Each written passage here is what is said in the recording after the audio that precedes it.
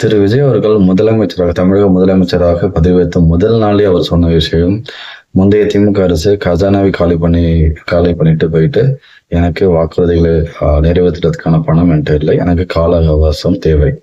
கால அவகாசம் கேட்கறது இயல்பு தான். எந்த ஒரு புது அரசுக்குமே ஒரு 5-6 மாதங்கள் அந்த ஒரு ஹனிமூன் பீரியட் கொடுக்கறது எல்லாருக்குமே வழக்கம் தான். தமிழக எதிர்கட்சிகளும் அதுக்கு உடன்படுது.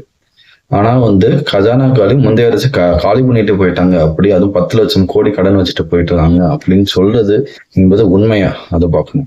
இப்போ கடனை பொறுத்த வரைக்கும் இப்ப நான் ஒரு 5000 மாசம் இஎம்ஐயோ வட்டியோ கட்டிட்டு இருக்கேன். என்னுடைய சம்பளம் 50,000 ரூபாய். அதே போல நீங்க அதே 5000 ரூபாய் இஎம்ஐயாக கட்டிட்டு இருக்கீங்க. உங்களுடைய சம்பளம் 1,00,000 ரூபாய். கடன் வாங்கின அளவு என்னமோ ஒண்ணுதான், சரிங்களா? நானும் 5000 வாங்கியிருக்கேன், நீங்களும் 5000 வாங்கியிருக்கீங்க. ஆனா எனக்கு அந்த கடன் சுமை அதிகமா இருக்கும், திருப்பி செலுத்துற வலிமையும் கம்மியா இருக்கும். ஆனா உங்களுக்கு கடன் சுமை கம்மியாகவும் திருப்பி செலுத்துற சக்தி உங்களுக்கு அதிகமா இருக்கும். ஸோ அதனாலதான் கடன் எப்பவுமே அப்சல்யூட் நம்பர்ஸ்ல பார்க்க கூடாது. அந்த நம்மளுடைய வருமானத்துக்கு கடனையும் ஒப்பிட்டு தான் பார்க்கணும். ஸோ அது ஒரு நாட்டுக்கோ மாநிலத்துக்கோ எப்படி பார்ப்பாங்கன்னா ஜிடிபி டு டெட் ரேஷியோ, இந்த அளவுகளை பயன்படுத்தி தான் பார்ப்பாங்க.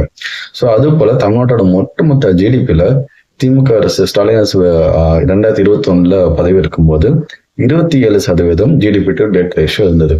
26 அவர் பதவி விட்டு போகும்போது 26% டெட் ரேஷியோ ஆக இருக்கு. அதாவது 27% 26% அந்த கடன் விகிதத்தை கம்மி பண்ணி கொடுத்துட்டு தான் போறாங்களே தவிர கடனை அதிகமா வாங்கி வச்சு கொடுத்துட்டு போல.